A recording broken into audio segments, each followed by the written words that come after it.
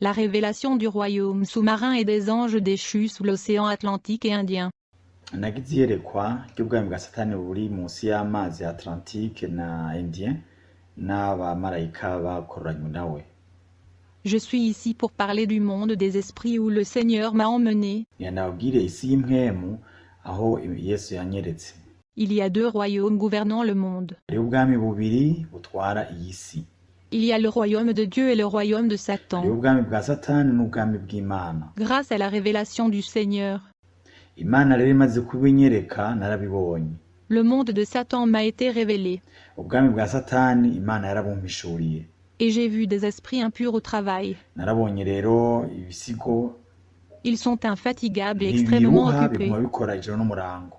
car le temps s'est écoulé et c'est la dernière phase de la guerre. Ubwami bwabo buri mu guhera. Le Seigneur m'a montré comment le monde des esprits travaillait et se battait pour les âmes des hommes. Narabonye ingene rero bakora ijoro n'umurango bataruhuka. C'était à 3 heures quand je dormais. Cari igihe c'isaha 9 Le ndyamye, Seigneur Jésus me rendit visite hanyuma Yesu arangendera et il me dit, « Serviteur, je dois te montrer le monde des esprits de Satan. arambwira ati mukozi wanje ngira ndakwereke ubwami bwa Satani. » Rapidement, le Seigneur me prit sous l'océan où le royaume et le monde de Satan étaient. Arantwara ahantu abadayimoni bariko barakorera.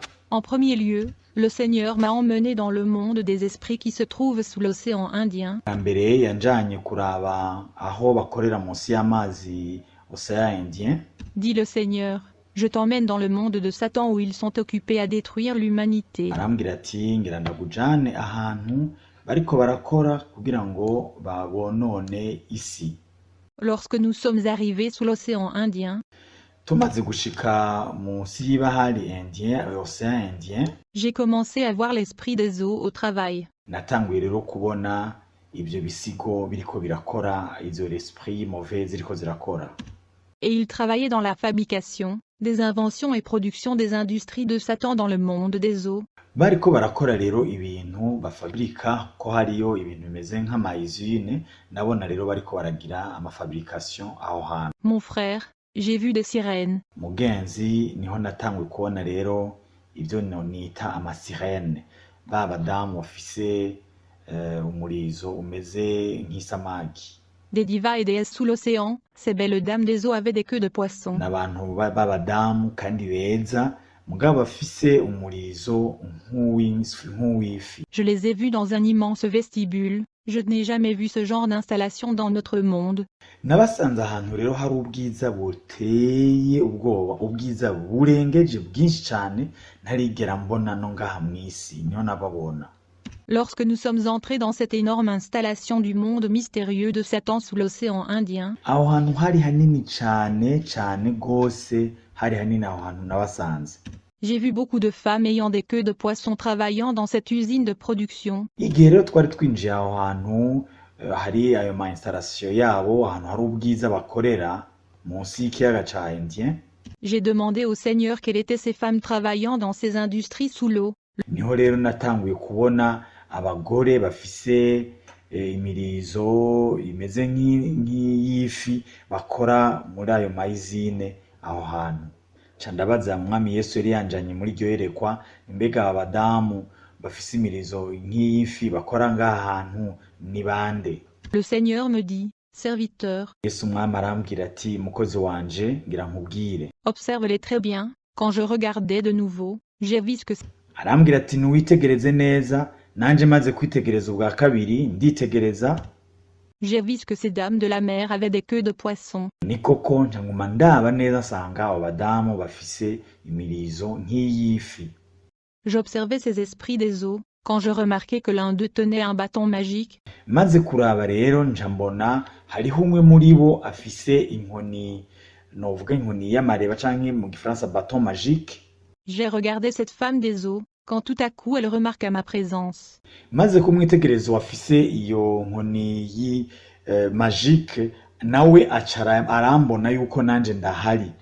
Quand cette sirène océanique m'a vue, Ico gihe amaze kumbona, elle était consternée et furieuse. Elle était aggravée par ma présence. yarababaye cane kubona mbonye aho hantu kandi atashaka yuko habaho umuntu n'umwe yobimenya.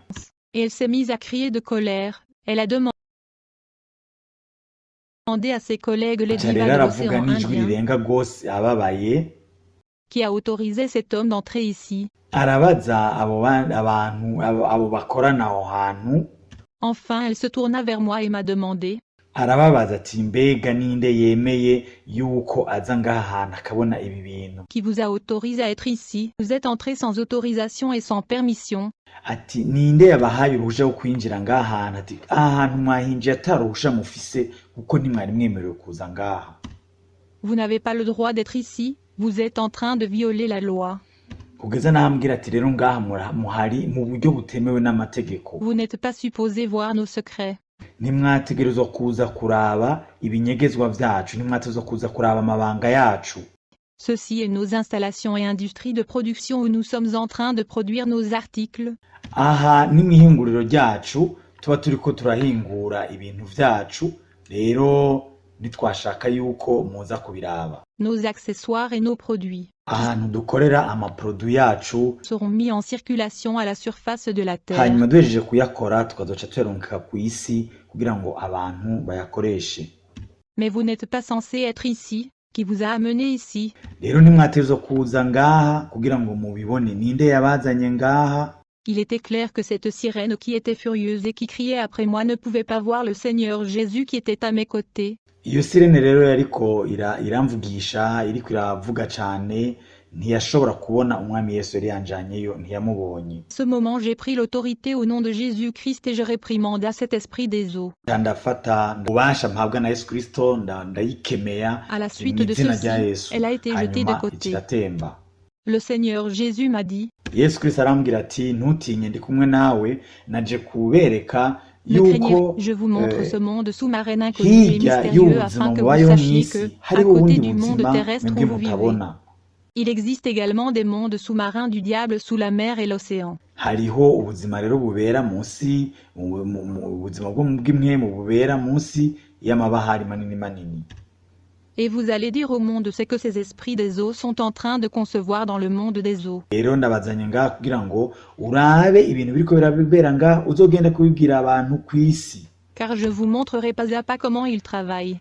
Ngira ndakwereke kimwe kimwe ingene bariko barakora. Quand je regardais attentivement les personnes qui travaillent dans cette usine, Ndiko nitegereza buke buke abo bantu bariko barakora muri iyo izine, j'ai vu que ces grandes dames de la mer et les esprits des eaux qui concevaient des chaînettes, nkasanga abo badamu bariko barakora muri izo industrie, bariko bakora amashenete, amaboucle d'oreille, des colliers, des bagues et des bijoux. Aussitôt que ces sirènes m'ont vu observer ce qu'elles produisaient dans ces industries, bariko bakora impeta, imigufu, amabiju y'uburyo bwose niyo baba bariko barakora.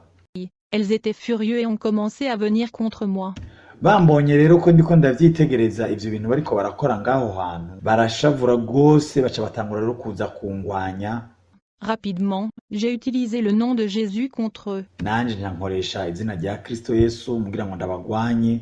Le Seigneur est venu et m'a dit, ne craignez pas, je suis Ca sœur. ndabagwanya Quand les esprits mu izina marins rya concevaient Kristo ces Yesu. chaînettes, Yesu nawe acaraza aranshigikira ati ndi kumwe nawe ntubatinye.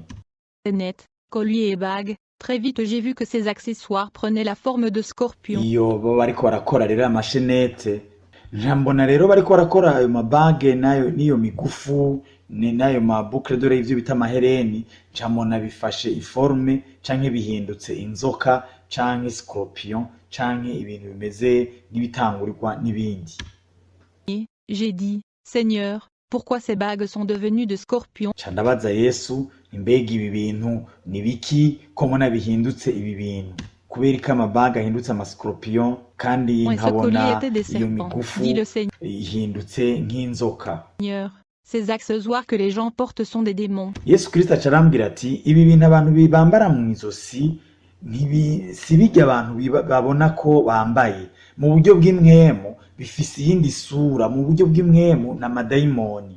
Ils ne sont pas ce que les gens pensent. Arambwira ati aya mashenete n'aya mabage ati mu buryo bw'imwemu ni inzoka abantu baba bambaye. Ces chaînettes, colliers et bagues sont des serpents, des araignées et des scorpions. Ibitangurirwa canke ivyo bita amascorpion nivyo baba bambaye mu buryo bw'imwemu. Ces objets sont conçus par des sirènes qui les envoient à la surface de la terre. y compris Dieu des habits qui sont à la mode. ivyo bikoresho rero biba vyakozwe na ziriya sirene hanyuma bagaca bazirungika abantu ngo bavyambare.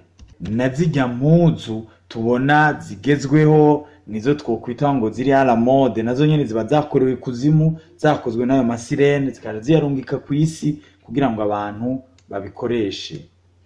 Le Seigneur a dit que l'Église devait être vigilante et toujours en prière, Yesu arambwira ati abakristo ishengero rikwiye kwama rigavye ririko rirasenga.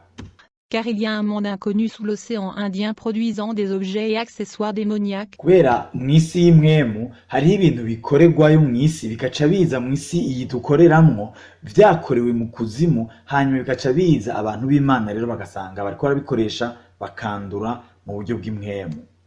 Bien-aimés, nous étions dans ce monde mystérieux de sirènes sous l'océan Indien, Bagenzi, nariko nditegereza ingene ayo masirene ariko arakora turi munsi y'ibahari rya Indien, ndiko ndavyitegereza n'amaso yanje. lorsque le Seigneur Jésus a dit, ces sirènes, déesses et reines de l'océan Indien sont des anges déchus. Niho rero yacambwira ati mbega wari ubizi aya masirene ubona bari abamarayika bakorowe mw'ijuru, bahora ari abamarayika baca bakororanwa na Satani mw'ijuru.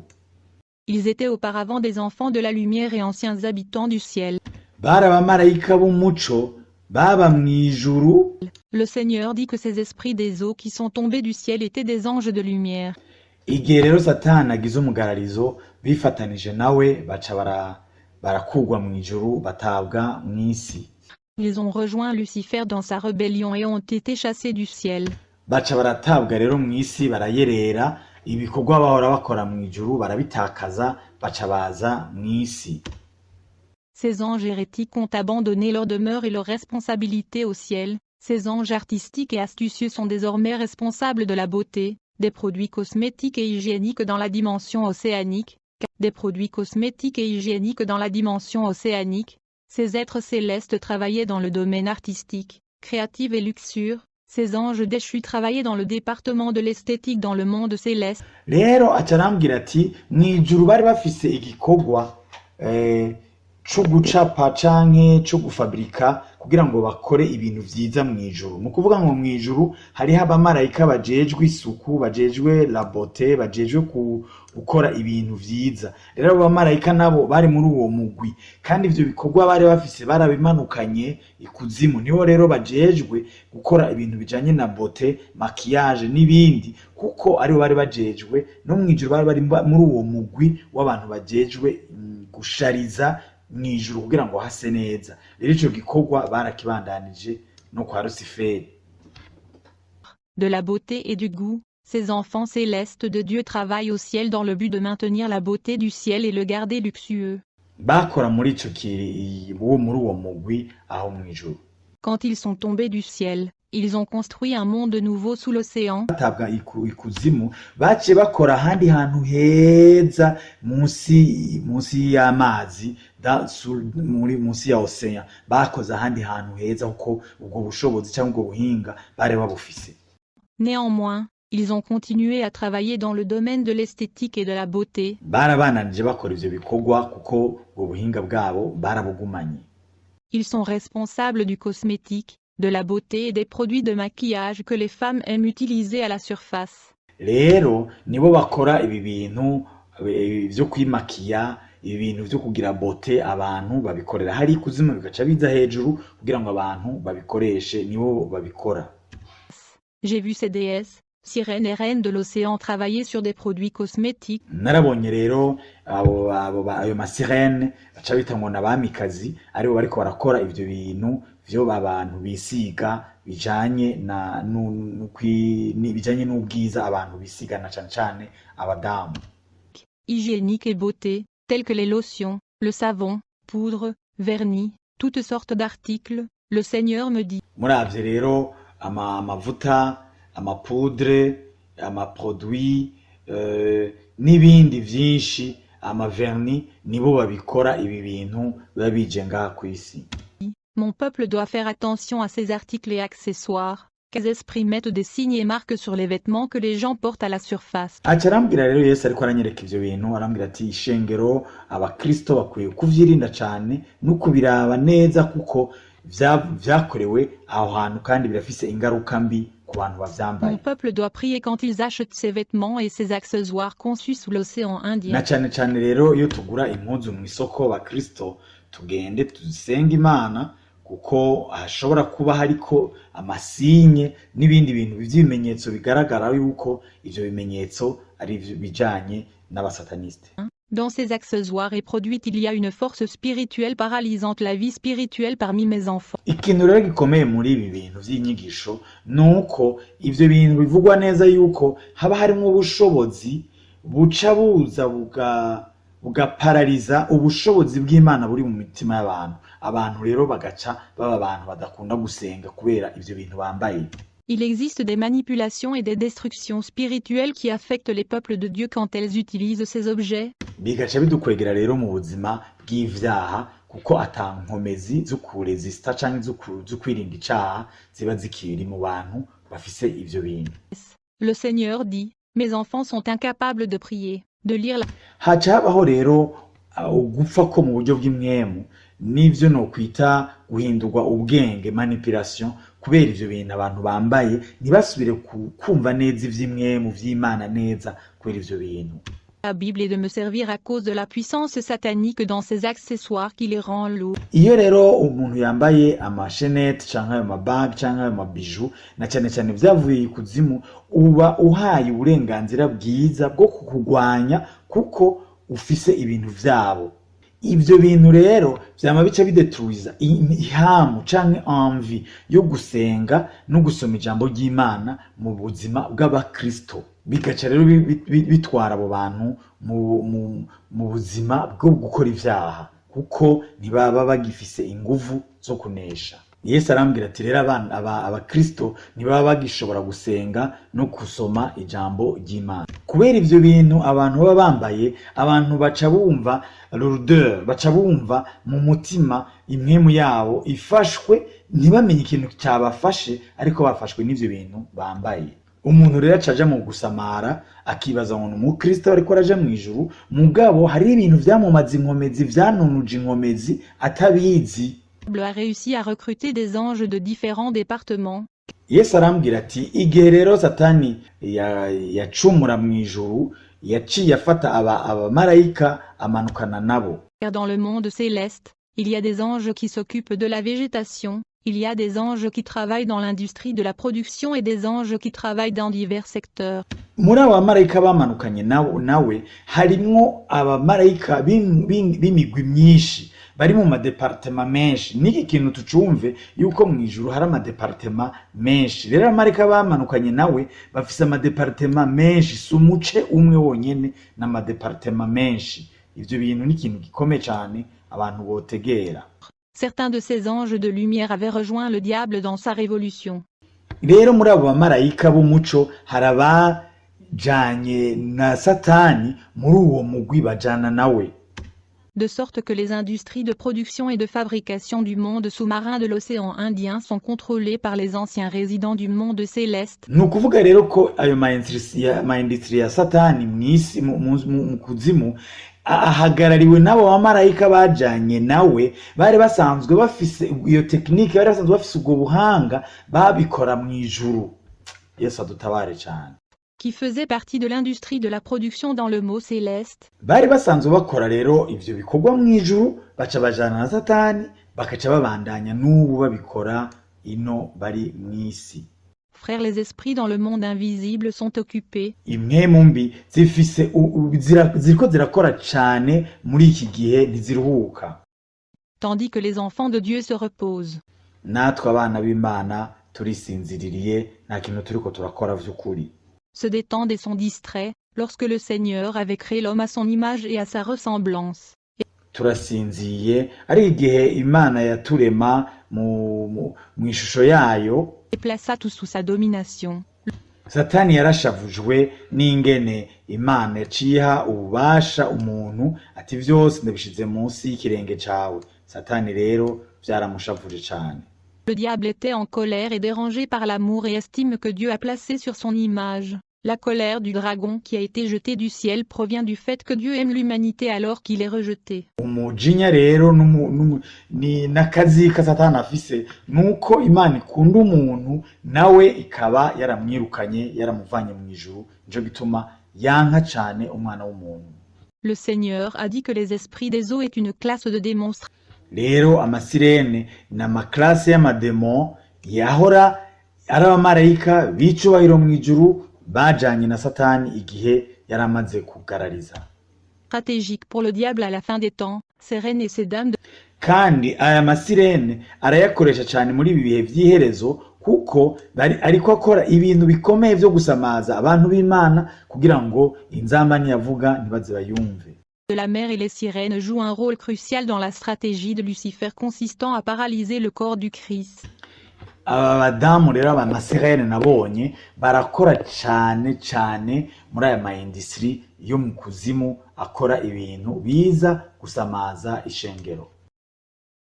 Ces dames océaniques de la mer sont féroces et travaillent dur dans le complexe industriel de l'océan Indien. Yesu arambwira ati aya masirene rero aramaze kwinjira cyane no mu mashengero menshi cyane ngaha mw'isi. Le Seigneur a dit que ces dames de la mer ont pénétré dans les nombreuses églises à la surface de la terre. Kandi bazanywe na mission yo kwigizayo rwose ubuntu bw'Imana mu bantu. Car elles sont envoyées avec la mission d'éloigner les peuples de la présence de Dieu. Bafise igikorwa cyo gusamaza abana b'Imana kugira ngo amaso yabo bayahange ivyo mw'isi aho kuyahanga ivyo mw'ijuru iyo data ari. Elles travaillent pour amener les enfants de Dieu dans la distraction. Ces dames travaillent pour que les pensées et les yeux du peuple de Dieu se concentrent sur les choses de la terre. Bashaka ko rero ishengero riraba ibintu vyo mw'isi rikunda ibintu vyo mw'isi cyane. Elles travaillent pour que l'église soit matérialiste. Elles apportent donc la mode et les tendances dans l'église. Bakazana inyambaro zitabereye ibintu zitwara mode bitabereye kugira ngo ishengero risamare. Après avoir visité les installations de production où les produits cosmétiques et les produits de beauté sont conçus. Maze kutembera rero aho hantu muri urwo ruganda ivyo bikoresho vy'ubwiza les produits de beauté aho babikorera. J'ai vu le trône de Satan. Il était entouré de sirènes qu'il déployait sur la terre et l'église, avec la mission de destruction. Du coup j'ai vu les esprits des eaux venir à l'église sous formes humaines à la ressemblance de frères et sœurs. Naciye nerekwa intebe ya Satani ikikujwe n'ayo masirene menshi cyane agomba kurungika yarungitse mw'isi kugira ngo azimize ishengero. Ils étaient envoyés par Satan avec l'instruction de détruire des hommes et des femmes ayant les étoiles de Dieu et des églises. Ico gihe rero njambona ayo masirene aduze ku isi yinjiye mu ishengero nk'abagore n'abagabo mugabo bafise iyo mission bihinduye nk'abantu mugabo ari amasirene. Fréquenté. J'ai vu le diable assis sur son trône, disant à ces dames océaniques, je vous envoie en mission. Si vous... Bari bafise inshingano zo kuza gusambura amashengero no gusambura amashengero afise n'abantu basenga mukuri niyo mission yari bazanye. Vous réussissez, j'ai un grand prix et une grande récompense pour vous tous. Mbona Satani rero ariko abwira ayo masirene ati ndabahaye mission nimugende kandi nimwanesha hariho ikintu nzobaha c'agashimwe. Le Seigneur me dit, vous allez dire à mes enfants de ne pas se reposer. Arambwira ati genda ubwire ishengero abana banje ivyo ntimuryame ntimusinzire mugwane. Ils doivent prier toujours et de se battre. La stratégie du diable est de gagner le monde entier et les âmes des hommes qui vont le rejoindre dans les temps de feu. Ntihabeho strategie Satani ashaka yuko abantu bose yobahonereza mu bwami bwiwe bose bakazoja mu muriro. Le diable s'assure que personne n'entre dans la gloire d'où il a été banni. J'ai vu le diable assis sur son trône ordonnant aux sirènes et aux dames de la mer de joindre les églises sur la terre et causer la destruction. Satani ntiyifuza yuko hogira n'umuntu n'umwe yo kwinjira mu bwami bwo mw'ijuru ahantu yirukanywe. Nico gituma akora cyane gose kugira ngo amashengero ayasambure. C'était une réunion des forces des ténèbres. une réunion sur la stratégie de destruction du monde. Iyo nama nta kindi yari igamije kwari kugira ngo arabe ingene yorimbura isi yose. La destruction des peuples et la destruction de l'Église, parmi les classes des démons assistant à ce rassemblement autour du trône de Satan. Aba bantu rero bari izo sirene zari autour iyo ntebe ya Satani, iyo nama yari kwiba kugira ngo arabe ingene abantu bose bo kwisi yobica. Il y avait une catégorie de démons qui sont à l'origine de tremblements de terre. J'ai vu une autre hariho rero umugwi w'abadaimoni bajejwe ibintu vya nyamugigima vya tremblement de terre. Catégorie de démons qui sont à l'origine des éruptions volcaniques et de njambona uwundi mugwi w'amadaimoni ujejwe kugira eruption volcanique bye bintu vy'ibirunga ko bije vyica abantu benshi. Démons qui sont à l'origine d'inondations lors de cette réunion de destruction. Njambona uwundi mugwi ujejwe gutera ibisigo bijeje gutera imyuzure itana abantu. Il y avait aussi des démons qui provoquaient des guerres et des troubles, de sorte qu'un grand nombre de personnes mouraient et allaient en enfer.